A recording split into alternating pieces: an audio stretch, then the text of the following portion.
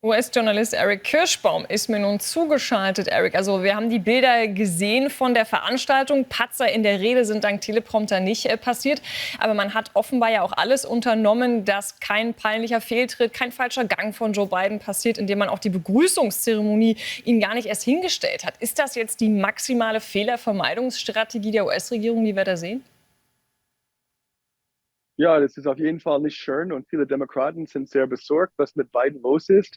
Die sehen die Chancen vom Wahl im November schwinden. Viele haben gehofft, dass Biden mit Anstand jetzt in dieser Woche oder nächste Woche oder bald seine Kandidatur freiwillig aufgeben würde und die Parteitage in August einen neuen Kandidat entscheiden. Das macht Biden nicht. Der bleibt ganz stur, ganz bockig. Der will auf keinen Fall das freiwillig abgeben. Und jetzt sind die Demokraten dabei, sich zu zerfleischen. Und die Chancen, dass die Demokraten das Weiße Haus gewinnen im November, werden dadurch kleiner. Auch was viel schlimmer ist für viele Demokraten, down ballot, dass die Senatoren und die Abgeordnete können auch ihre Sitze verlieren. Deswegen ist tolle Aufregung hinter der Szene, hinter der Bühne bei den Demokraten und alle gucken auf jeder Fehltritt, das Biden jetzt macht. Also Joe Biden scheint entschlossen zu sein, auf jeden Fall weiterzumachen. Und sagst du, die Demokraten zerfleischen sich selbst. Da gab es ja jetzt auch ein paar interne Meetings. Aber wenn man das jetzt zusammenfasst, trotzdem die große Welle und die Unterstützung für Biden, die sucht man ja vergebens. Ja, Biden hat seine Anhänger, der weiß, wen ihn unterstützen würde. Der hat bei der schwarzen Wählerschaft vor ein paar Tagen wirklich Stimmung gemacht und er weiß, die haben ihn vorher gerettet im Wahlkampf 2020. Biden sagt auch immer wieder, er ist der Einzige, der geschlagen hatte und deswegen glaubt Biden, dass er gute Chancen hat zu gewinnen. Aber viele haben Ansicht, die Kandidatur abgeben würde.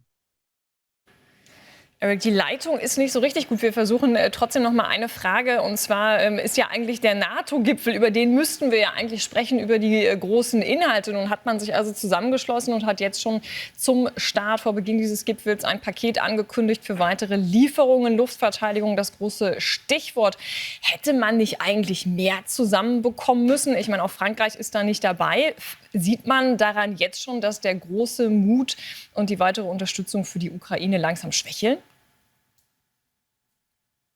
Ich weiß nicht, ob es schwächelt, aber es wird nicht so viel geliefert, wie Ukraine braucht. Und das ist auch schade. Viele sind in Warteposition jetzt, zu gucken, was mit Biden passiert. Das ist die große Geschichte in den USA momentan. NATO ist in den USA ein bisschen zweitrangig geworden. Viele Amerikaner wissen gar nicht, was NATO ist.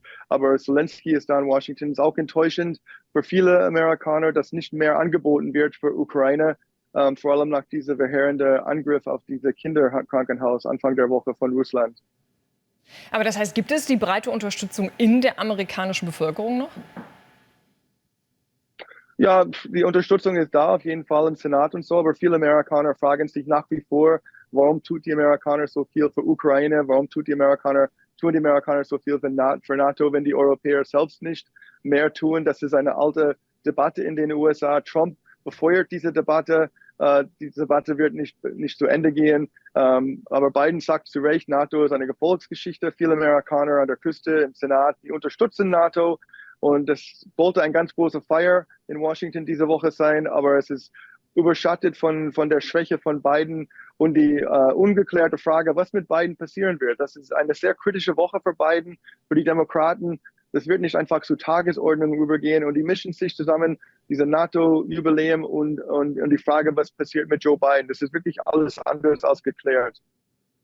Diese Frage überschattet also diesen Gipfel. Eric, vielen lieben Dank für deine Einschätzung.